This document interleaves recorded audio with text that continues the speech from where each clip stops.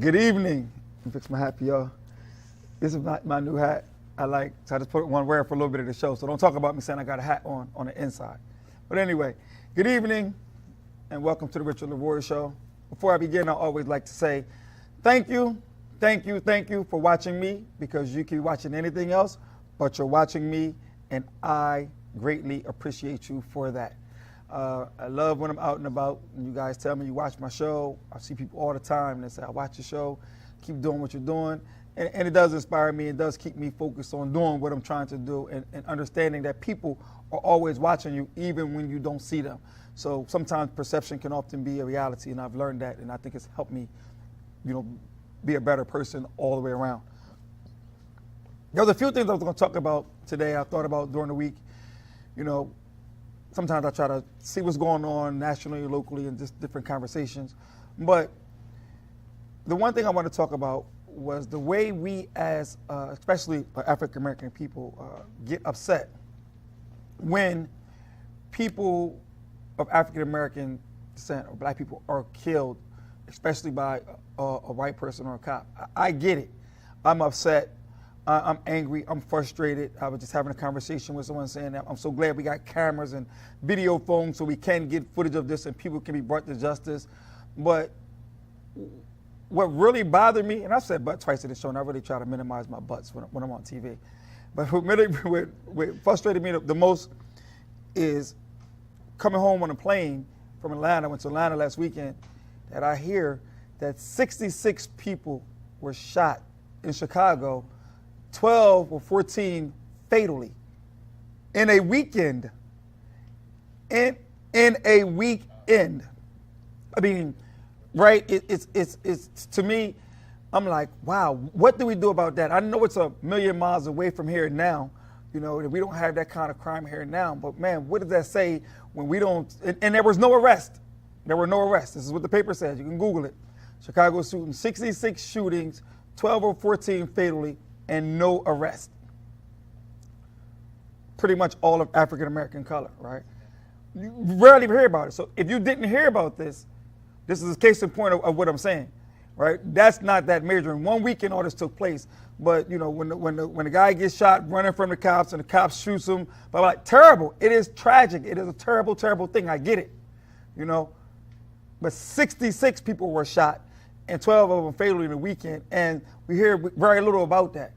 What do we do to prevent that from coming to us? What do we do to prevent that from coming closer to Philly, which is kind of rough, and Delaware, which is still rough in our own right? We're Murder Town, USA. But we're talking about real murder and shooting. I mean, I know Chicago's bigger than Wilmington or whatever, but still, it's the same thing I'm saying. That's a lot. So let's focus on sometimes the bigger picture in our communities, with all things being said, the bigger picture. I also, before I get started on my show, to have a very interesting show for you guys, I got to thank my sponsor, Benny Smith Funeral Homes, for sponsoring my show. It's great to have a sponsor. I feel like kind of like a real talk show host now, because I got sponsorship. I got more people that's going to take sponsorship. Balls Auto Sales is coming back aboard. Harrison Properties, Sean Harrison and his company are going to come back on so that we can just keep doing a lot of things, and that's going to help us do things as an organization also, like take more kids to Sixers games and do certain stuff. So sponsorship frees up some income for my company that runs this TV show. So if anybody out there who's interested in sponsoring, reach out to us at Richard LeRoi, LEROI, at Comcast.net, and we'll email you back the sponsorship packet. All right, without no further ado, you guys was on here when I had Charles Powder on the show. The week after that, I had to go out of town, so I think Namdi was on the show, and I said, well, I felt like he didn't get the interview. He asked somebody interviewing him. I'm saying it wasn't me. That's all I'm saying. It wasn't me interviewing him. And so to make it even playing field, I said, hey, I want to interview him too. And he wanted to be interviewed by me also. So I said, you know what? Let's do the interview. You're my friend. I'm going to ask real tough questions. As a commentator, don't personalize this. This is my job. As a TV talk show person on Sundays, this is my job to bring to you guys the things that you're asking or the thoughts that you're thinking. So we're going to have a conversation here, and I don't want you guys to get mad at me or because I'm just doing my job. Okay, Brother Namdi. Yes, sir. Thank you for coming to the show. Thank you for having me, and thank you for the time last week. Definitely appreciate it. And I guess just to start echoing off the conversation that you began the show with. Right. It Let really, me take my hat off because it's about to get real now. It's about to get real. But really about the value that we place in our lives, and that we place in the lives of each other. You know, that value isn't only important when I'm murdered by a white cop or murdered by a white person, but it's that same value even if it's the African American or Hispanic who shoots and kills me. So we have to have that value, and that value comes a lot about, one, how we feel about ourselves, how we feel about our self-identity, how we feel about our community. So often we get sucked into that, just thinking that what happens in our community, the violence that's perpetrated here is somehow our own fault. We don't think about the environments and how they've been created, how our communities, our schools are failing, how exactly, and how the guns are just saturating our streets, that their children can pick them up as easy as they can a candy bar. So for us to be able to realize that it's a lot that plays into it, and that's also a part of how people look at it differently, because they see this and they see this, but they don't want to see the condition that led to that and led to the devaluing of our own lives. Well, if we look at gentrification nationwide, absolutely, anywhere where I've been, to Atlanta, anywhere where you've taken neighborhoods where they've let the value go down so low that they pretty much buy all the properties for nothing, and next thing you know, they become the most valued properties within that community. So I think a lot of that has to do with what's taking place now. I tell people all the time, let's get this right. I don't mind gentrification if it's balanced, right? I don't mind it. I don't mind coming outside and seeing a white person or Italian person or a Jewish person or a Catholic person or Muslim. I don't mind that. I look forward to being able where all communities are kind of integrated and people live together and coexist. So I'm not against it. You know what I mean? I just want to see it be equal and everybody have equal opportunity to the same stuff. Absolutely. I mean, and this same thing applies for housing, education, for transportation services. There's nothing wrong really with the charter school law. It works perfectly. Look at the Wilmington Charter School, one of the top schools. Newark Charter School. Look at those schools. So it works perfectly. But when you compare that to the African American, the ones that majority in our city, you don't see the balance. It's not that equity. We got the best of the best in Newark Charter. And then we got, not quite the cream of the cream. I don't want to say the worst word, but that's what we got. You put them in Moyer, and then you expect us to have the same results as those people who cream like what you said, like Wilmington Charter. That's exactly it. But there is no fairness in that. There's no fairness of you giving this examination to a student in 5th grade, knowing that he or she comes from an elementary school where no one who left that school was on level reading. So you expect him all of a sudden to get to middle school and to take this examination, and he or she is gonna be on level. There's no equity, there's no fairness, there's no investment in those schools to make that happen, the support systems that are needed. So there's no balance, and that's the same conversation we're having. You talk about fairness where everyone gets an opportunity. When it's fair, it is, but the thing about gentrification is that it's not fair the way it's being applied, and there's no balance in it. It's one-sided, and unfortunately the African American and Hispanic communities are losing wholesale. Right. So what's the plan? Right. We talk about that's a problem, right? So what would be a plan to change that or to modify that, right? Because we can always talk about the problem, but what would be the solution to that? What would be a simple solution? Well, I mean, there are no simple solutions, unfortunately, especially when dealing with institutional racism. But it's two things that have to happen. One, there needs to be greater accountability at the city, county, and state level for housing and fairness and equity. It just has to be. There can't be laws that are just unfair to certain communities, and that's what we have. I mean, from our criminal justice code to our housing to education, these laws that we have on the books are unfair. They look at the 2000 law for Neighborhood Schools Act. That's great. It's great in certain communities, and it's horrible in other communities. So explain that to me. I really don't know. But I'm gonna act like I do know. But I'm gonna act like the people on TV don't know. Explain it to me exactly what that is. So the Neighborhood Schools Act, a law came about in, I think around 95, they created the charter school law, and this followed that, saying the Neighborhood Schools Act. And it was basically saying children should go to the schools that are closest to them, which seems great, But if I live in Riverside or I live in Southbridge or Eastside, West Center City, that means all of these low-income communities, high poverty areas, children end up coming there. So now you have a high need school, high poverty schools. It creates an issue where, one, a lot of students who are coming there have additional needs.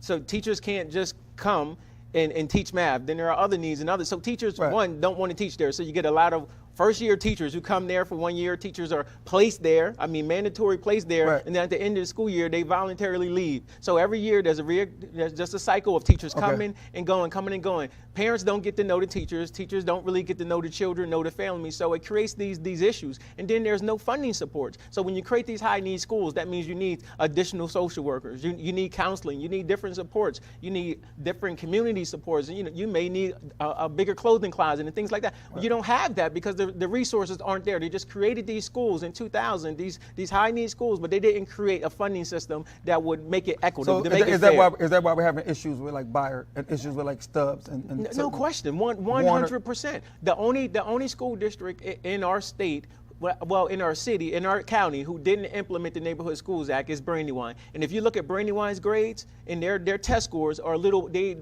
the best performing for Wilmington kids. Okay. Not that they're knocking it out the park, but they're doing better than everybody else because the superintendent at that time said, you know what, we're not implementing this. This is not in the best interest of children. But other districts didn't do that. Wow. They made those decisions based solely on economics. So we're back pre-desegregation in a sense, but without the resources still, when we're separate equal, we don't have the resources. Exactly. So it's the same argument we had, I guess, with the Brown versus Board of Education. It exactly is. Our schools are more segregated now than they ever were. Wow, and they have less resources. If I need resources for guidance counselors or trauma assisted counselors and all that stuff, and I don't have it, then I'm underfunded, then I'm under resourced. Absolutely. Just as they were back in the 60s. And then not only that, in the 60s we had our own school district. In the 60s, we had teachers who lived in the city, who connected with their children. So we're missing so much. In the city, the most important thing, the city of Wilmington had a voice in the educational outcomes of our children. And what happened?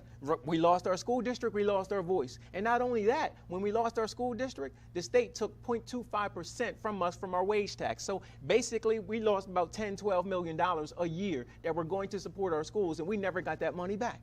We never got that money back. Wow. Think about a lot of stuff, but this state-related stuff, I guess. So you're running for office, right? I am.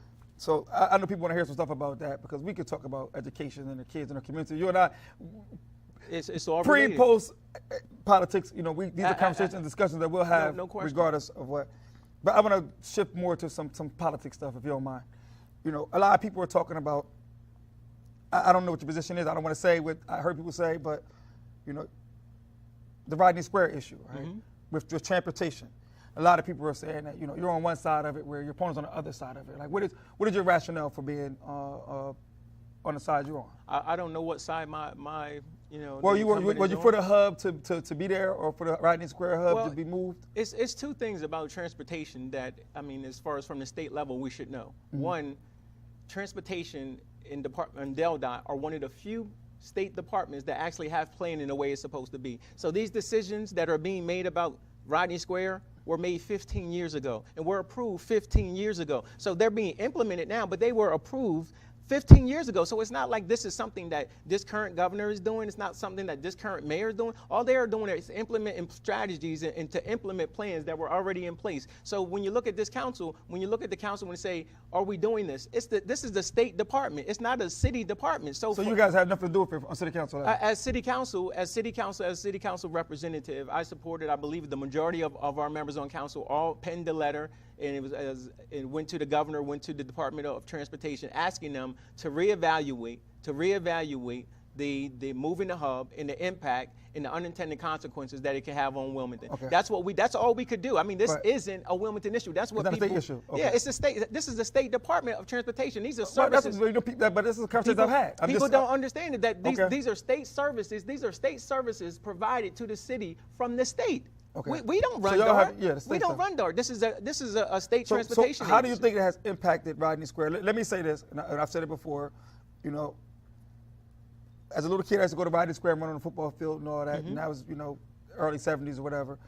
But Rodney Square has changed. It changed with a lot of people sitting around drinking bottles. Absolutely. And you have little kids that's trying to go to school, and there was a good hub, I guess, systematically for the bus routes, but the picture of it changed. Now you go there. It's kind of cleaned up. So was it an effort to more or less clean it up or make it more convenient for people to be able to travel? in your opinion? I think it's both. I don't think it has to be either or. I think it was definitely a need for our city. And what people don't understand, the other impact of Wilmington and the impact of Rodney Square being in the center of our business district. Wilmington is the only city in our state over 50,000, which means we're the only state who can't annex. So the only way we make revenue is through business taxes, through taxes and fines. So when we have a business leave our city because one of their employees was assaulted at Rodney Square in the middle of the day, and they pick up and they take 40 employees, a law firm moves 40 people outside of the city to Newcastle, that hurts the city because we can't, this building, that's revenue, that's tax, that we lose. Right. So we, and the previous mayor, Dennis Williams, he recognized that. That's why he created this task force, and they patrol Rodney Square, and because we have to protect that, because although our revenue system, our finances that come from our business sector is very important to our city. So we have to look at, one, creating a system that's going to be safe for everybody, and one that allows us to attract businesses here. If we can't have businesses here, our city's going to fail because we can't expand. We can't have the revenue. Well, that's a state issue. How do we go down Dover and fight to get that changed so that we can annex land? Where does that argument begin? If you're going down the state, won't that happen down there? Just absolutely. That's one of the first primary things that I want to fight for down Dover is to annex. We, as I said, we are the only city right now over 50,000. Middletown went from number 9, now they're number 4. Pretty soon they're going to hit that 50,000 mark. And you know what's going to change? The whole law is just going to be erased like it never even existed, because they're not going to stop Middletown's growth. So it's only inhibited us for years. So we have to change it. Today,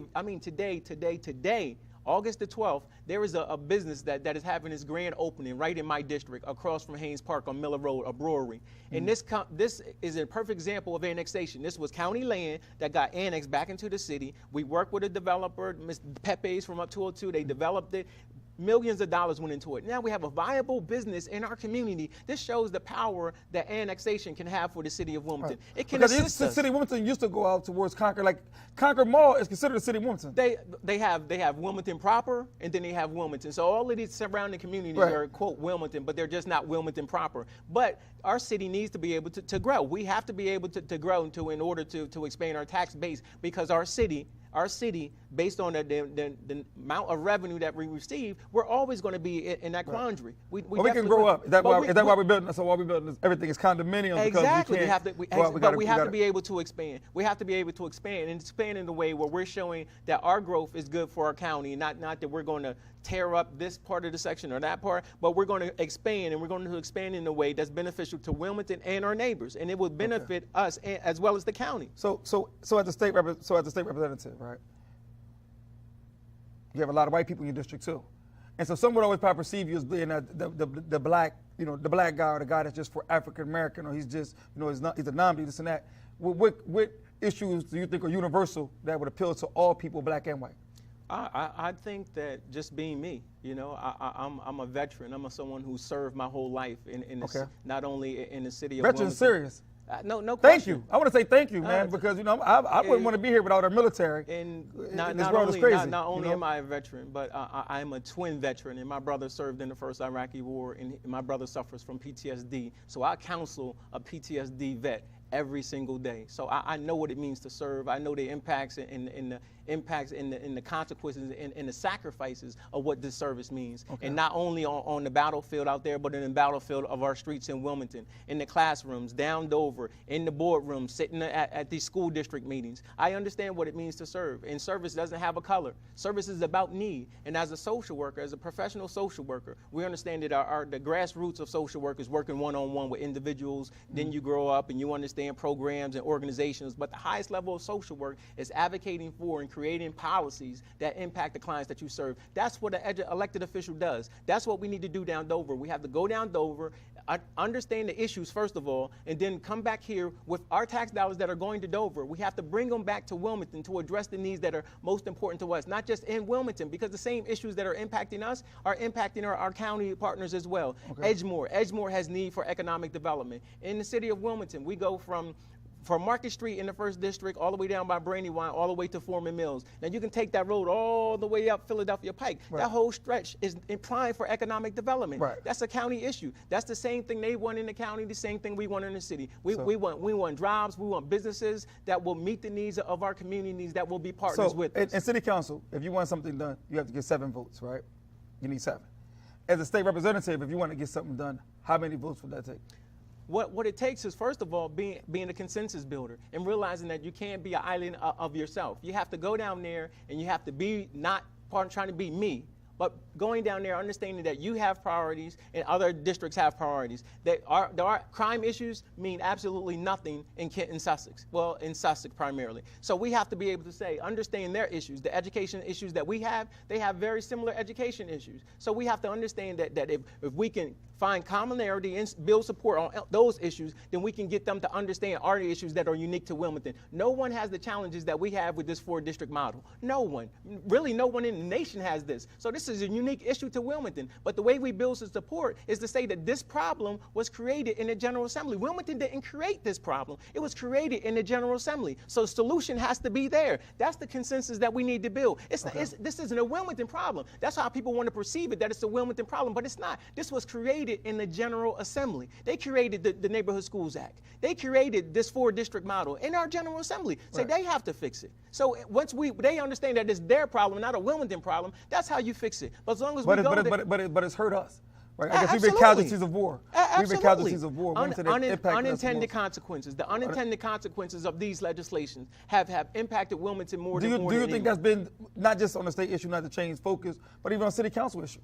I mean, I argue that a lot of people have been in office and been around for years and years and years and years and years, and they're great politicians. They ran the city. The city was run by Democrats. You know, I'm a Republican, but I always say it's been run by Democrats for the last 50 years, just about. Then if they're all such great politicians, why is Wilmington in a condition, and why are we where we are?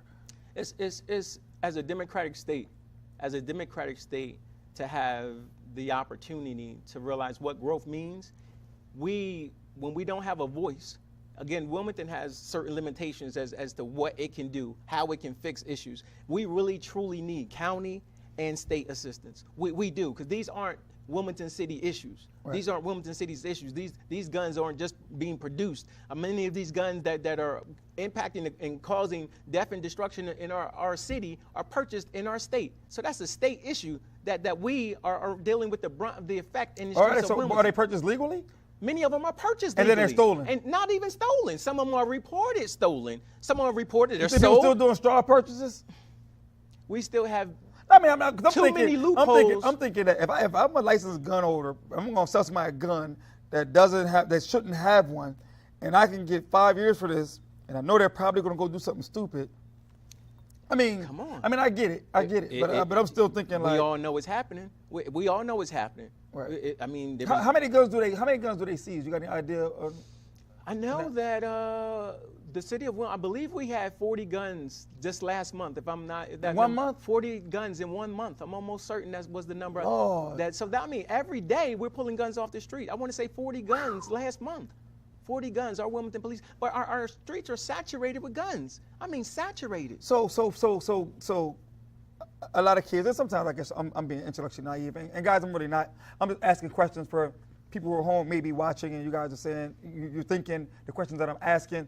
I may or may not know the answers to the questions that I'm asking, but I'm asking from a perspective of people want to know. So just to be clear with that. Absolutely. I mean, these are issues that being an elected official, sitting in public office, you know, you're privy, you have the opportunity to sit around certain tables, right, and you're a part of a process of decision making that impacts the lives of other people. And as an elected official, it gives you that onus to realize that you're speaking for others beyond yourself, and that you have to understand service. And I think that's my greatest attribute as a social worker, is that I'm all about racial and social justice. I mean, this is my life's calling. It's not something I just decided to do. I had my first job at 12 years old. I was in a summer camp at the Walnut Street Y, and at 13 years old, I got my first job. Thank you, Mr. Jack Booker, sir.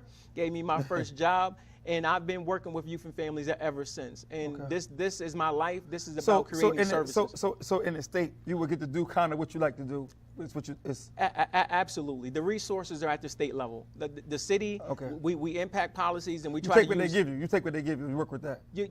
In the city, it's tough because we're restricted. But Okay. at the state level, our taxes go there, and it's about how you generate and how you build support and able to create a support enough to send those tax dollars back to your right. district. Real quick, I want to give you 30 seconds to close out to the viewers about why they should vote for you, why you support your stuff, and then I'm going to take the last 30. Absolutely.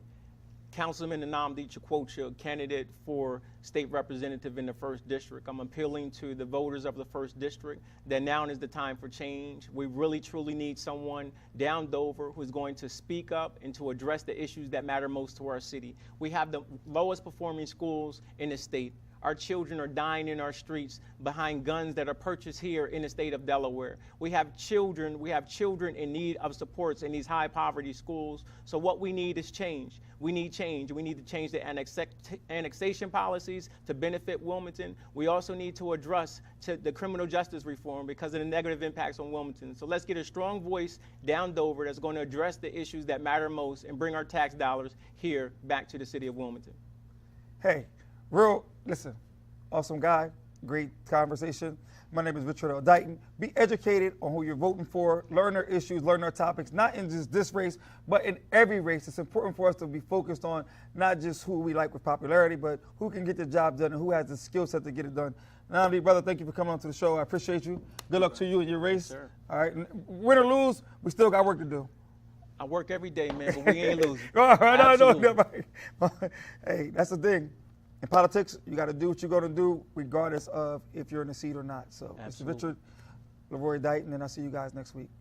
Friends and family coming together after a loss is an essential part of the grieving process. And at Benny Smith Funeral Home and Crematory, we're helping more families hold memorial services by providing the lowest cost, period, on complete funeral and cremation plans. Complete funeral packages start at $49.95, and our direct cremation packages are the most affordable in Wilmington. Multiple payment options are available, including financing, and no family will be turned down because of financial situations. Benny Smith Funeral Home. Call or visit online today.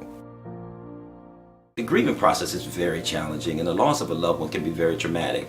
But one of the things Mr. Smith and his team is able to do is make people feel that they really care. They're very empathetic.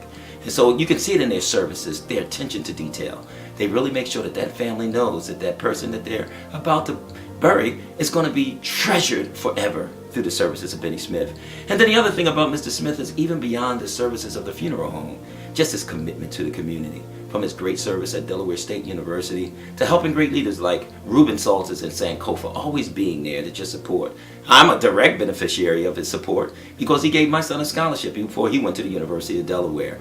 And so we're very grateful for Mr. Smith. And I think that any family who chooses his services is doing something that's very, very smart, because Mr. Smith will make sure that you get the best services that you could ever receive.